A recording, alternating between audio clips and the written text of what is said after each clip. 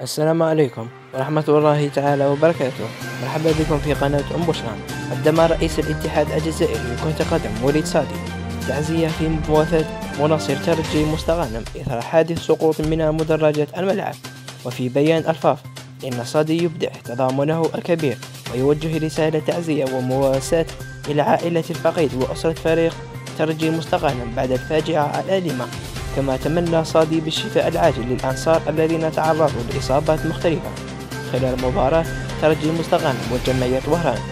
من جهة أخرى، طمأن والي ولاية مستغانم على صحة المصابين في إحداث ملعب سعيد محمد بن مركب المتعدد الرياضات الرائد الفراج، ويعزي عائلة المناصر شالي علي. وفي بيان للولاية أفاد أن على إثر الحادثة الأليمة التي عرفها ملعب سعيد محمد بالملعب المتعدد الرياضات التي خلفت إصابة 3 أشخاص وحالة وفاة، قام والي الولاية بمعية السيد رئيس مجلس الشعبي الولائي أعضاء اللجنة الأمنية رئيس بلدية مستغانم بإجراء زيارة للإطمئنان على صحة المناصرين المتواجدين بمصحة الاستعجالات.